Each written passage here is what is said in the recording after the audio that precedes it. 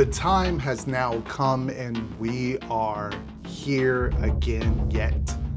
Another speculation map has dropped and it's time to go over some of the details. Now, some changes here and there, some new houses, some old houses. Let's talk about it. So believe it or not, we still have our usual suspects on here. We still have a quiet symbol up there. Who knows what that may be about. We still have the Cadillac symbol. So those two have remained on here. Sort of a Latin influenced map that we currently saw on the previous map. That is still stuck around. We now have sort of from a lollipop to a ooh, piece of candy. Who knows what that could be alluding to. There's a lot of different ideas maybe. And we still have unknown original in the Fast and Furious building, which is very interesting. We took a look at what they've been doing out there construction wise, and it's going to be interesting to say the least. We still have Death Eaters, and we still have that good old fiery flame dancing show that everyone seems to love. And so last time we actually had a skull, like a vampire skull. This time it's been switched out. So we have a new symbol to kind of talk about here. We have a Bride of Frankenstein-esque wig. Could this be some sort of house where it's featuring the Mummy and maybe Bride of Frankenstein?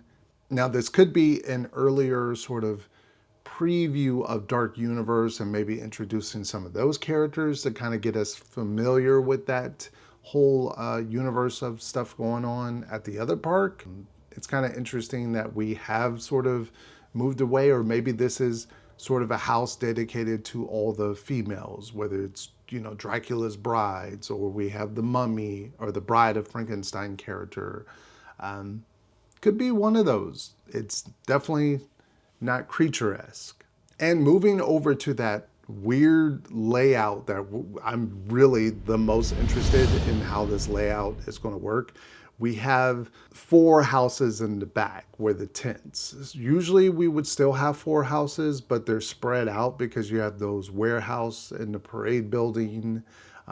So it's kind of a way for them to spread out. But now we have the 2 tent houses and we have the other 2 brand new tent houses. So it's going to be interesting how that layout. Is it going to be a super long walk, or is it going to be managed to be a short walk?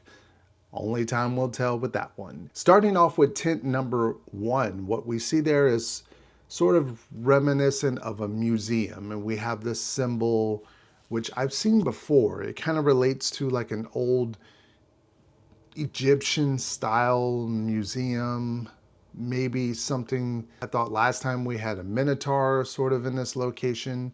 So I was thinking it was maybe Greek, maybe, you know, Greek mythical creatures, something along that line. It still could be, but maybe it's kind of themed to like a museum or something, like maybe the statues come alive. We could be opening Pandora's box with this one. It's really high up on my list of anticipation, so I'm hoping it is what I think it is. Number 2, we're going to start off with the tent number 2, which is now, it was a black and white skull. Now it is a black and white house. So what does that clarification mean? Who knows? Could it be a tie to Blumhouse? Or could this still be with the comic book-esque, you know, theming? Could it be a black and white house? I mean, there's...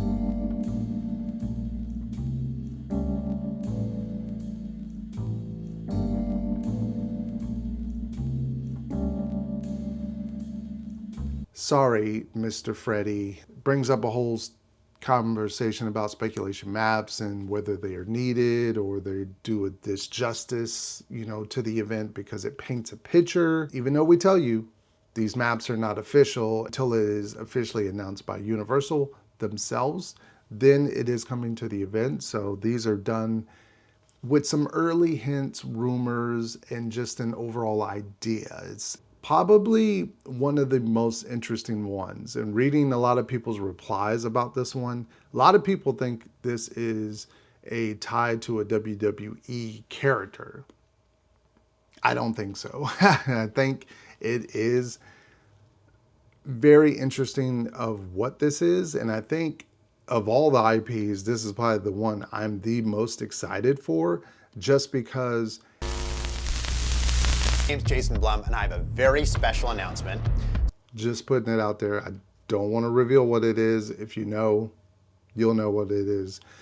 And last but not least is the weird one here. So this is just Tent 3 is a popcorn bucket. Now, when I think of popcorn buckets, there's multiple ways with Halloween Horror Nights we can go. Could this be a tie to a previous icon? Let's all go to the lobby. Let's all go to the lobby. Let's all go to the lobby. The usher, could this be? Because, well, we know let's all go to the lobby. We know the history of that. We know popcorn was used in the commercial. Could this also be a nod to Slaughter Cinema? You know, maybe making a comeback because it's a fan favorite. Marathon. Not mine. You know, it could be like an old Krepik movie theater, not tied to, you know, the usher, but just an old Krepik theater that we're visiting and something's happening or the movies are coming out or something. Could be like that as well. And there's an interesting conversation that we have to have at some point very, very soon about this, especially this year, because looking at Hollywood's map and looking at Orlando's map, and I'm reading a lot of responses of people who are not excited for this year, especially IP wise. They're just not really gassed up about this. Could lead to poor ticket sales or a lot of people skipping out because of the cost and things. But maybe a lot of people are planning for next year. But that is an interesting conversation we need to have.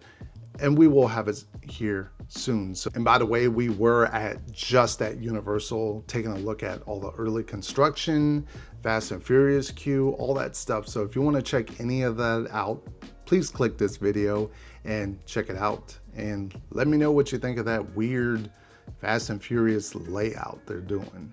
It's kind of weird this year.